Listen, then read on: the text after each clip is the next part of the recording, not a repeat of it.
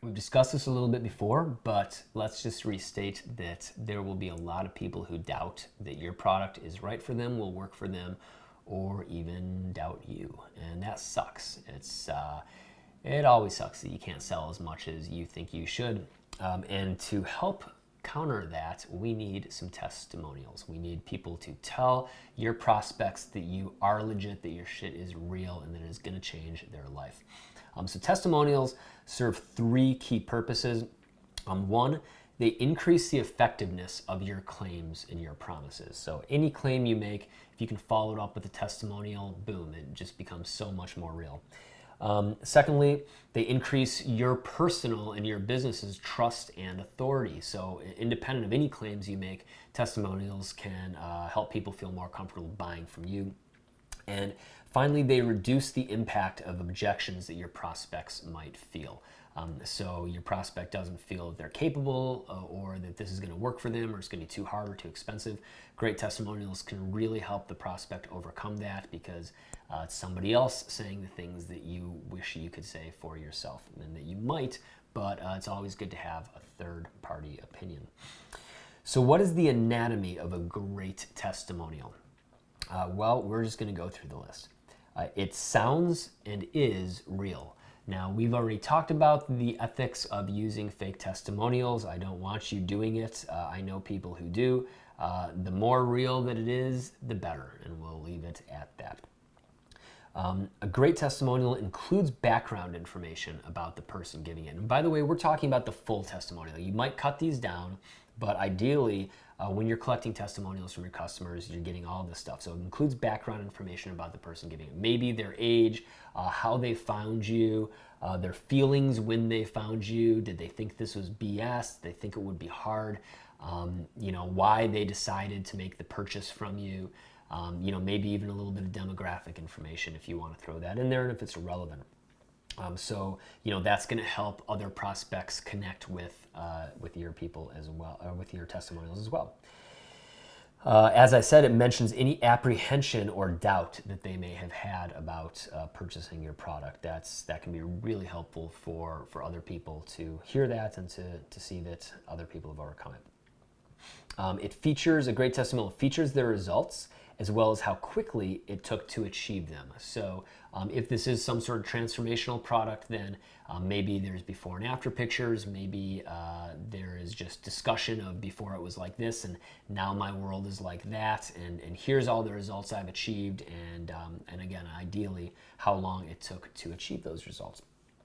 A great testimonial expresses how great your company has been to them. This is why you need a great customer happiness team in place. We have such a litany of testimonials about how great our customer happiness team is, and that's always something that prospective customers like to see. A really great testimonial contains and stirs emotions. So we've gotten testimonials from guys about just how they've overcome depression, suicidal thoughts, PTSD, so on and so forth. And if you can have that effect on your customers, then all the better. And then finally, it includes thanks and praise. So you never want to leave a testimonial without somebody praising you for how awesome you are and how big of an impact your product has had on their life. So that is the anatomy of great testimonial, and if you can get all of those things in a testimonial, then you can start to cut and parse and allocate the stuff that you get as necessary throughout the sales letter itself. So how do you get a great testimonial? Well, ask. That's the best way to do it. So what we like to do is we like to conduct brief interviews with our successful customers, and we'll tell them, hey, we want to use some of your thoughts and help connect them with other people. Let me give you some context for this. It's really helpful if you and your company have a mission, and if you get your customers to buy into your mission. So when we approach customers, it's not, hey, can we get your testimonial so that we can sell more product and make more money? It's, hey, think about the guy that you were before you purchased this stuff and the guy who you are now. We're trying to help millions of men become more confident, charismatic, better in their relationships with women, and more successful. And we do this because we think it's a high leverage way to make an impact in the world. unfortunately, not everybody's ready for that, and there are some doubters out there. You've been changed. We want to help you, help us spread the mission, spread the word. So if we interview you, maybe we could use some of your stuff. We don't have to do a video of you, but at least we could record it, and then you tell us how you feel about it. And if you feel good, if you feel like you're helping us authentically spread our word and our mission, then we'd love to use it. So you see the framing here in the context, and we really believe in this. We know that our men, when they purchase our courses, become better men. They have much healthier attitudes about women, better in relationships, and so on. So, and our guys know that too, because this isn't just something we say when we call them. This is embedded in all of our products. It's embedded in the emails they get from us. So they're on board, and that's an easy pitch to make at that point. It's something that's taken time to build, but it is real, it's legit, and it's experienced throughout every level of our organization. So when you do ask them if you have built this mission into your business, you're going to have a lot more success getting somebody to say yes. So these are the questions that you would want to ask someone about, that you would want to ask somebody to get a great testimonial. And what you might do is just call them up, pull up Skype, record it, and just now you've got a full video, full audio, and you can use the transcripts as necessary. So you start by saying, tell me about yourself briefly. What's your age? What's your job? Where do you live? And any other pertinent information that you might feel necessary to sell what it is that you sell.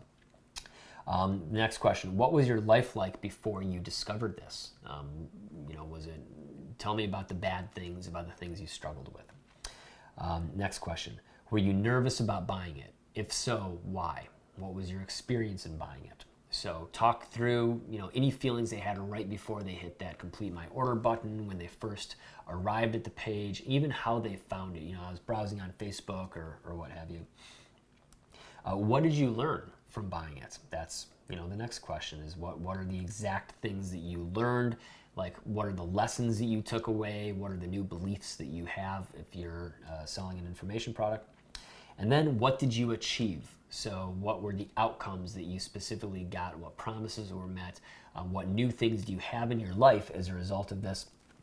And then along those lines, just more broadly, how is your life now? How does it feel? What's different? Next question, how is it to interact with our company?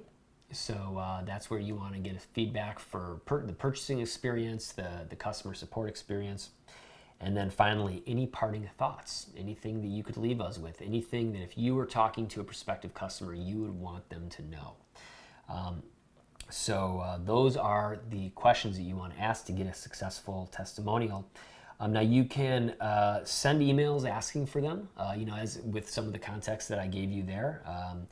And I would also include a well-worded request for testimonials in your products. So even in our sales letters, we write and we say, hey, just do me a favor, send me an email when it's finally happened for you so I can hear, how great it is. And then in the products, of course, at the start and at the end, we always say, hey, if you have great experience with this, please write in and tell us about it. And I want to give you an example of an unsolicited testimonial that we got. This is from a guy who bought our Desire System course. And so I really liked this one. He said, hey, Christian and David. David is the guy who's actually the content producer on Desire System. So he wrote, hey, Christian and David, wow, what a weekend. I have to thank both of you. You promised and delivered. Both of you, I can believe it really happened. A 10, man. Beautiful, smart, classy, hit all of my expectations. He said a 10, man, so 10 to him.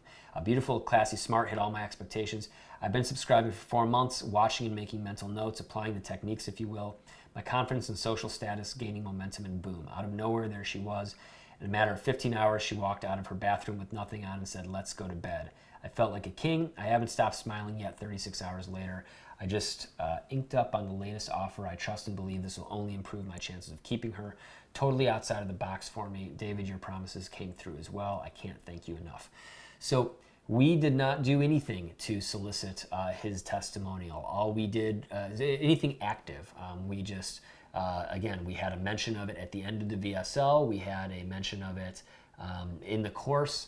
And I guess, some good things happened for Tommy. So That is the sort of stuff you can capture if your product delivers, and if if you're asking for these testimonials. So how do you use testimonials then? Well, the first thing is you got to edit them. Whether you're editing the video yourself or you're having somebody do it, you really want to cut out the irrelevant moments, the moments where they're kind of thinking or reflecting. Just cut to the good stuff.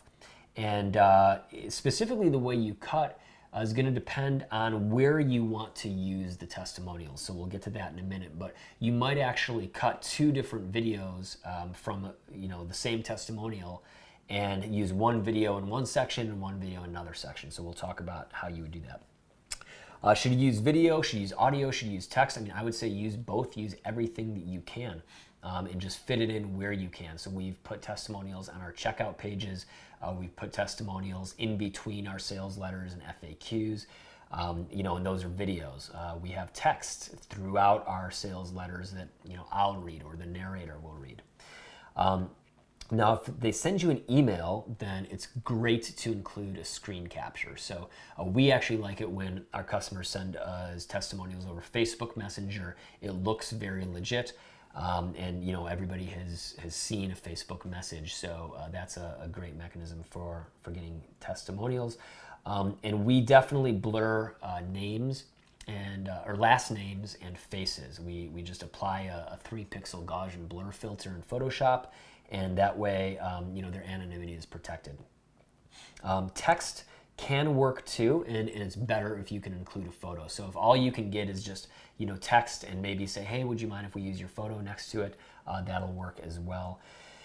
And of course, if you can get before and after photos, if this is some sort of transformational course, all the better. Before and after photos really do work that very few other pieces of testimonial can do. So where do you use testimonials? You can use them throughout your sales letter, but let's just start with why you would use them throughout. So in the beginning of the sales letter or sales copy, you would use a testimonial to quickly reinforce big ideas and establish trust. So in some video sales letters, I've seen seen testimonials right at the start, maybe 2 minutes, 3 minutes in. Just hear what so-and-so had to say when he discovered this. And then it jumps in the testimonial. Man, I thought this was bullshit when I saw this ad, but what the heck, I decided I had nothing to lose, and holy smokes, it works like crazy. I'm now blah, blah, blah, blah, blah. So that's something that you can do at the beginning of letters. We've done that on long form. We've done that on short form copy. And it can, again, reinforce big ideas, establish trust. You can use it throughout sales letters whenever you want to establish a major point or reinforce a major point. So if there's a mechanism that you want to reinforce, if there's some sort of statistic or even just a promise that you're making, you can use testimonials throughout the sales letter. We find it very effective on these video sales to use testimonials in between bullets. And the point of that is to drive home the benefits of the bullets. So that's really effective when you've got a long form or a video sales letter with a PowerPoint type presentation. Now, I tried doing that one time for a whole video sales letter that I read in front of a camera. It was just me talking into a camera, and I think we had a teleprompter going. And then when we got to the testimonials, I said, I was like, okay, so I'm going to tell you about some things you're going to learn, and then I want to tell you people's experiences. And I had to walk off camera, grab the testimonials, and read them. And it was very awkward. So certainly time and place for that. But if you have a video sales letter, if you've got some of these longer forms of copy, then putting testimonials between each bullet point can work really well. Another great place to insert testimonials is when you're discussing guarantees or customer service, or customer happiness as we call it, and that's to enhance trust. So some of our sales letters will talk about, we'll just have emails from our customers about their experience working with our customer happiness team, how easy it was, and how happy they were to get somebody on the phone right away. Towards the end of the sales letter, you can put testimonials for fence sitters. So people who they've been there, they've been watching the whole thing, they're like, oh man, I really not sure yet. Throw in a couple of video testimonials, or even again on the checkout page. That's a great one for increasing conversions from those fence sitters and the people who just aren't sure. And as I mentioned, on interstitial and checkout pages to keep people moving along. So, you'll see a drop off from sales page to interstitial page, checkout page. If you can put some testimonials on each of those, you'll definitely increase your conversion rates and keep people moving along. So those are some testimonials. When you look in the workbook, when you see the testimonials that we're providing, you'll see very clear examples of what good testimonials are, and you'll see that they have all the pieces of the anatomy of a great testimonial. So these are also really fun because you get a chance to actually talk with your customers and hear what they thought and like smile with them and hear about the successes that your products have brought. So I hope your product is good enough to generate testimonials on its own, and I hope you ask for them, and I hope that you have a lot of fun soliciting them and inserting them into your copy. Moving on, the next big piece, and this is the big piece, is the offer.